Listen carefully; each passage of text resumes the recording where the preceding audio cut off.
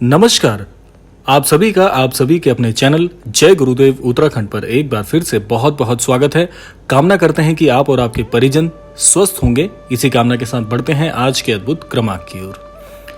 जब भी बात श्री महाराज जी के विषय में आती है तो महाराज जी स्वयं ही इतने रहस्यमयी हैं कि महाराज जी कब कौन सी लीला कर दें इस पर कभी भी विश्वास एकमत नहीं किया जा सकता।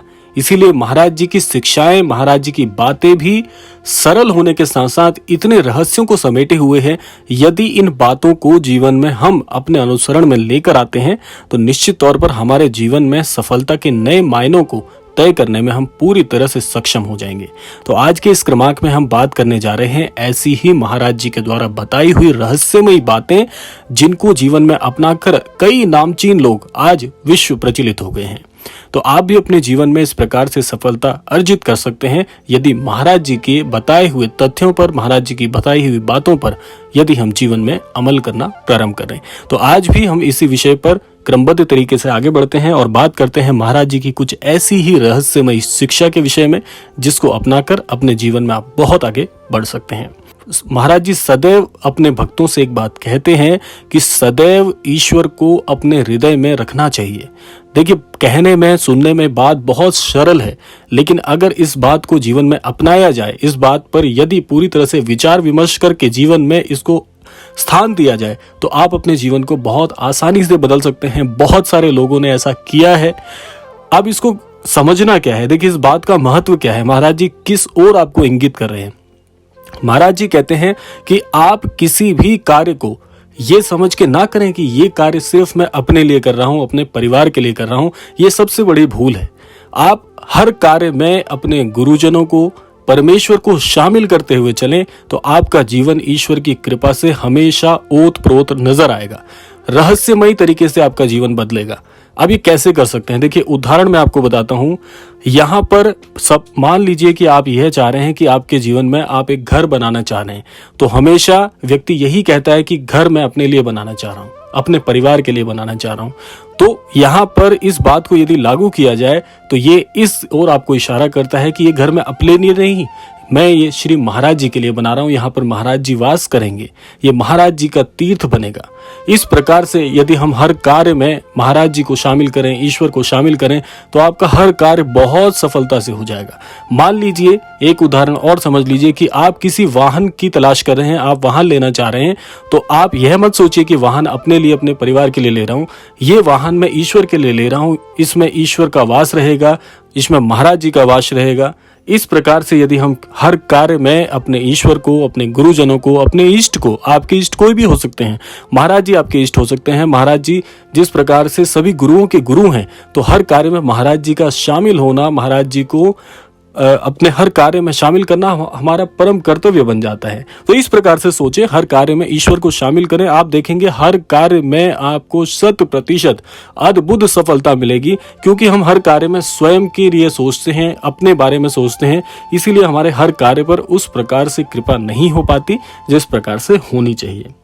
अब दूसरी बात आती है कि हम हमेशा सोचते हैं कि जीवन में कोई बहुत बड़ा सूत्र है जो हमारे जीवन को सफल बनाता है।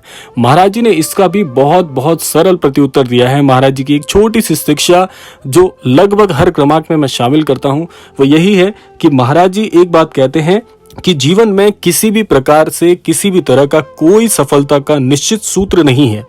कोई निश्चित मंत्र या विधि की आवश्यकता आपको जीवन में है ही नहीं।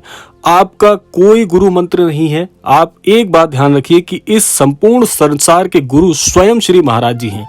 अगर आप स्वयं श्री महाराज जी के समक्ष अपनी बात को कहते हैं तो महाराज जी एक बात कहते हैं कि जो भी अनन्य भक्त हमारे छवि चित्र के सामने भी आ जाता है तो उसका जीवन भी अद्भुत तरीके से सफल उसे बनाया जाता है। महाराज जी कहते हैं कि जो भी अनन्य भक्त हमारे छवि चित्र के सामने आकर कोई बात कहता है, कोई प्रार्थना करता है, किसी चीज की याचना करता है, अपनी कोई बात बताता है, तो वह हमें प्रत्यक्ष रूप से दिखाई देने लग जाता है।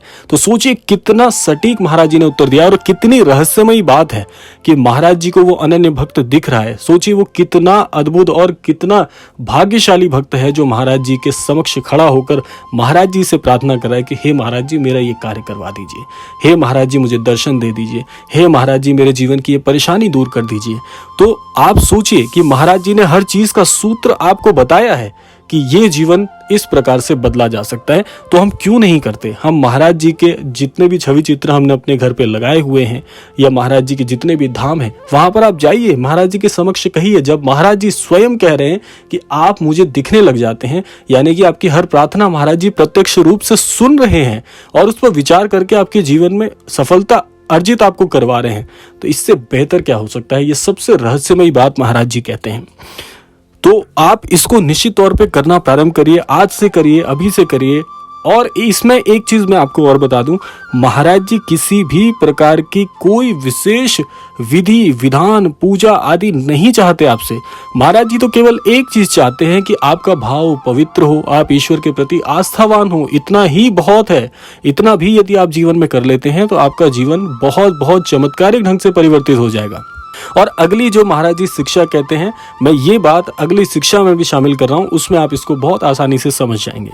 महाराज जी कहते हैं हम किसी भी प्रकार का चमत्कार नहीं जानते, जो भी आपकी बात है स्वयं आप श्री हनुमान जी से कहिए। और देखिए महाराज जी कितने यहाँ पर रहस्यमयी हैं कि महाराज जी स्वयं श्री हनुमान जी के अवतार हैं और महाराज जी यह बात भी कह रहे हैं कि हम कोई चमत्कार नहीं करते, जो बात कहनी है श्री हनुमान जी से आप कह दो।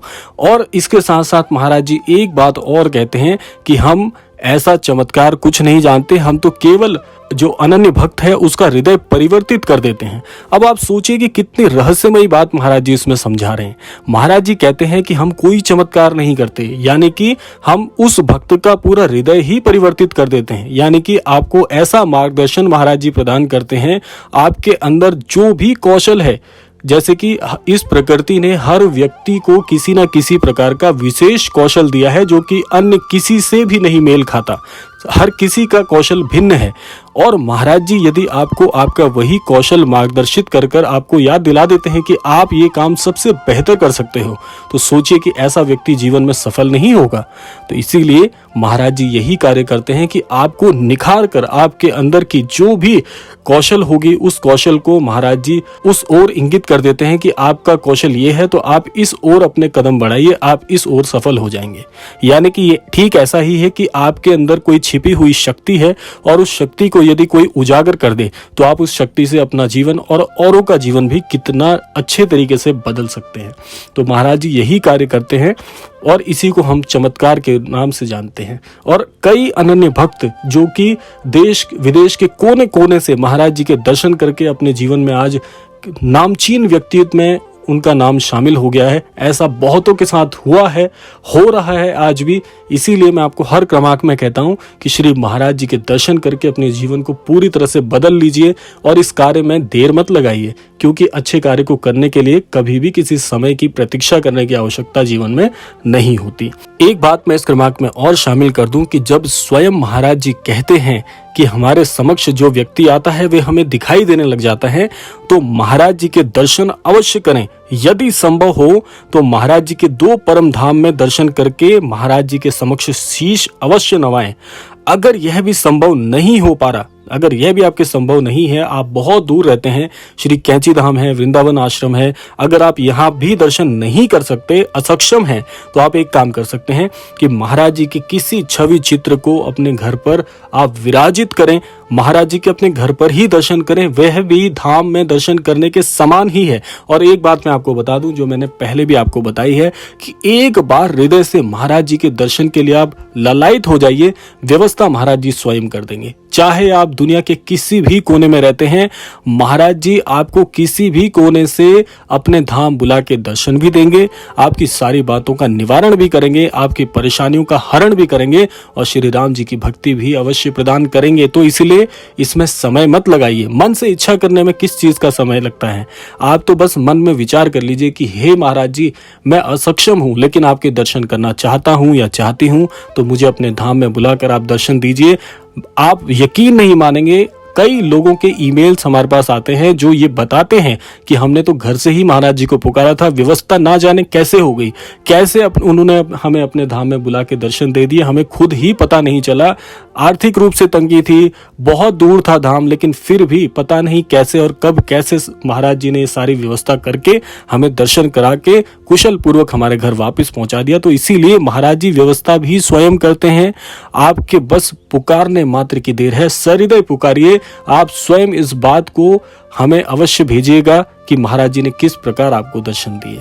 तो ये थी महाराज जी की वो रहस्यमयी बातें, रहस्यमयी अनुभव। आशा करते हैं आपको इस क्रमांक से बहुत कुछ सीखने को मिलेगा। कोई प्रश्न अगर आपके हृदय में चल रहा हो तो अवश्य हमें भेजिएगा, समय अनुरूप उसका प्रत्युत्तर आपको अवश्य प्रदान करेंगे। इसी कामना के साथ विदा लेते हैं, और विदा लेने से पूर्व समय है प्रार्थना का। यही प्रार्थना मैं कहना चाहूंगा कि श्री महाराज जी सभी को अपने अनन्य दर्शन प्रदान करें, सभी की मनोकामना पूरी करें, इस संपूर्ण सृष्टि का, इस संपूर्ण लोक का कल्याण हो। इसी कामना के साथ विदा लेते हैं, मिलते हैं अगले क्रमांक में। तब तक के लिए जय श्री राम, जय गुरुदेव, जय उत्तराखंड।